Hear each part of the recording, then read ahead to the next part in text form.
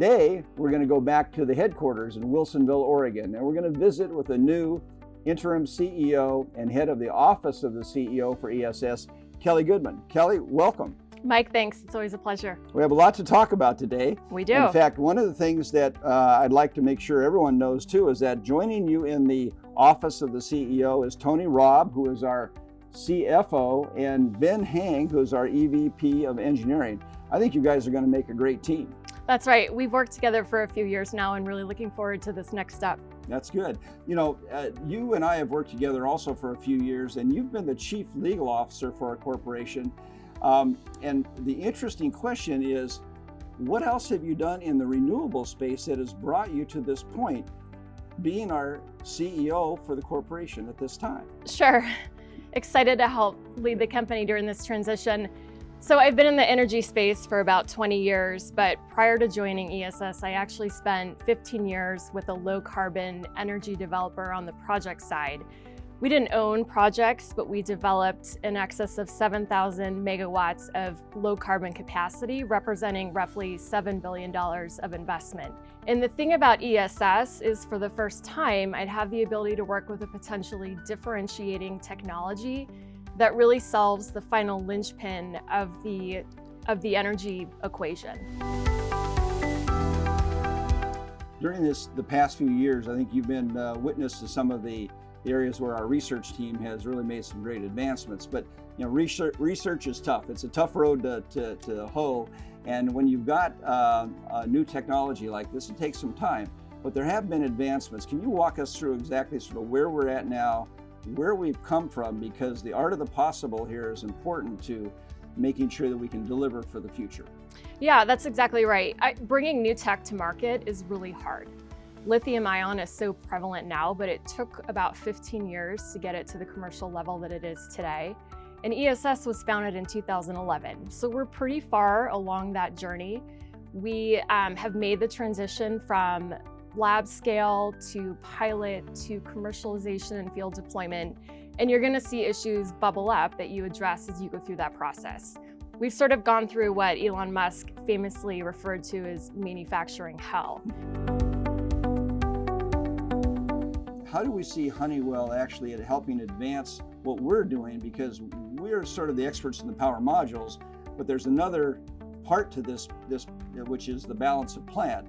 Tell us a little bit about how do they play in this game, and how do others see the opportunities for us to partner together to advance the products? Yeah, sure. So I think there's a couple things. Fundamentally, our core technology we've unlocked is infinitely scalable. How you house that system, what Mike referred to as balance of plant, we hear as balance of system, is something that we've been working with Honeywell closely on over the past year. One thing I didn't want to miss is that we had a major milestone at ESS this year. Our transacted energy since the beginning of 2023 hit just over 2 gigawatt hours. Congratulations. So supporting that is the manufacturing capacity we have right here in Wilsonville in the US. We currently have one completely automated line that is at nameplate 44 megawatt capacity. Our second automated line that builds on that is being deployed here in Wilsonville later this year, and that will bring our in-house manufacturing capacity to 1 gigawatt hour. We have room at this facility to build that up to 6 gigawatt hours. The question though becomes price. Do any of these features matter when price is so low? Yeah, absolutely. I think there's certainly a qualitative value to our product. You hit on safety. You know, that's key. There's been a lot in the news lately with Moss Landing, and we're working closely with California and other regulators on ensuring that there are safe, reliable systems, especially in communities. I think on the flip side though, we recognize that cost is important. We have to be able to compete with lithium ion on the price perspective as well. And we've been working on our cost out measures over the last year. We saw another step down in lithium ion pricing, which certainly made that harder. But I also think it forced an urgency and a discipline in identifying those key projects and executing on those.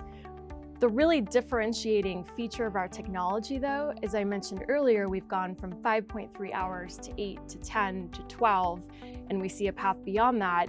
When we are able to make those transitions, we aren't doubling or tripling or, the CapEx doesn't follow.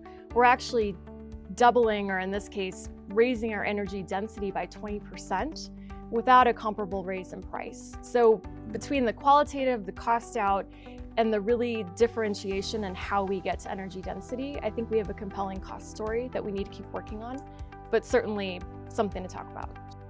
A lot of AI developers, data center developers have come to me, and utilities we've talked to, and they're all interested in not only these features, but things that give them resiliency, things that will give them what is almost the equivalent of base load power for the grid.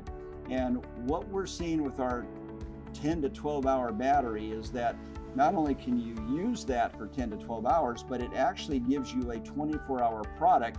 If you're taking the solar, using it for 12 hours, and the excess solar, and then using it for the rest of the time, you end up with a 24-hour product that doesn't matter if it's solar, wind, natural gas, whatever it is, you can make the grid resilient.